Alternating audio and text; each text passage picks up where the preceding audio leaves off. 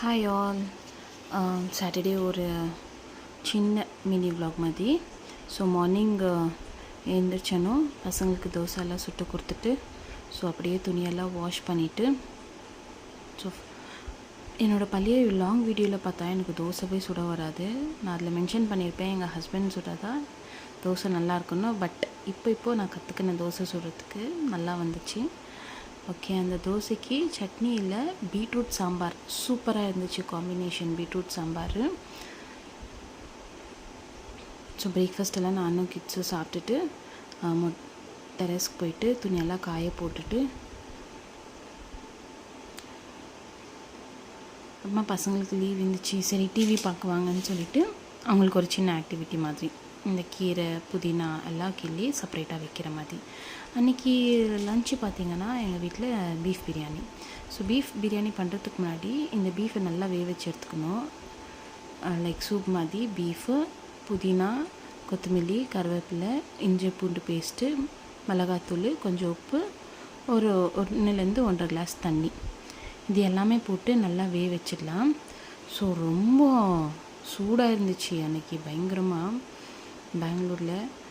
So எல்லா பசங்கள்லாம் புதினா கீரை எல்லாம் கிள்ளி வச்சு அதில் பாக்ஸில் போட்டு அடுக்கி ஃப்ரிட்ஜில் வச்சுட்டேன்.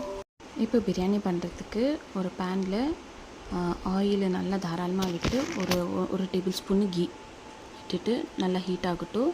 பை த டைம் இது ஒரு 6 விசிலில் நல்லா வந்துருச்சு. இப்போ ஹோல் ஸ்பைசஸ் ஆட் பண்ணிக்கின்னு ஒரு 3 பச்சை மிளகாய், ஒரு பெரிய வெங்காயம் நல்லா ஸ்லிப் பண்ணி சேர்த்துருக்கேன். இது நல்லா கலர் சேஞ்ச் ஆனணும். ஒரு சின்ன வெங்காயம் ஒரு 10 நல்லா இடித்து சேர்த்துருக்கேன். இது நல்லா இந்த கலரில் சேஞ்ச் ஆகிற மட்டும் நம்ம ஃப்ரை பண்ணி எடுத்துக்கலாம். இப்போ ஒரு 2 டேபிள் ஸ்பூன் இஞ்சி பூண்டு பேஸ்ட்டு லோ ஃப்ளேம்லேயே வச்சு ஃப்ரை பண்ணிக்கலாம். ஒரு தக்காளி, நான் ஒரே ஒரு தக்காளி தான் ஆட் பண்ணுறேன் இதுக்கு. இதுவும் நல்லா ஸ்மாஷ் ஆனணும். கொஞ்சமாக உப்பு சேர்த்து மிக்ஸ் பண்ணி விட்டுக்கலாம். இப்போ நான் பாயில் பண்ணி வச்ச அந்த கறி இருக்குது இல்லைங்களா, பீஃபு, அது இதில் ஆட் பண்ணி நல்லா மிக்ஸ் பண்ணி விட்டுக்கலாம். கொஞ்சமாக மிளகாத்தூள், கொஞ்சமாக பிரியாணி மசாலா, அப்புறம் ஒரு கப்பு தயிர், இது எல்லாமே மிக்ஸ் பண்ணி லோ ஃப்ளேமில் வச்சு ஃப்ரை பண்ணி எடுத்துக்கலாம். இப்போது அந்த பீஃப் நம்ம குக் பண்ணி வச்ச தண்ணி இருக்கு இல்லையா, அதோடு சேர்த்து அந்த கிளாஸில் ஒரு 2 கிளாஸ் அரிசி நான் எடுத்திருக்கேன். அதில் 4 கிளாஸ் தண்ணி. ஏன்னா அரிசி நல்லா ஊறி வந்திருக்கு. நான் அதுக்கு முன்னாடி சீரக சம்பா ஊற வச்சு கழுவி அப்படியே வாஷ் பண்ணி தண்ணியெல்லாம் எடுத்துகிட்டு வச்சு அதுவே நல்லா ஊறிடுச்சு. இப்போ அதை ஆட் பண்ணிவிட்டு ஒரு லைம் ஸ்க்வீஸ் பண்ணி விட்டுட்டா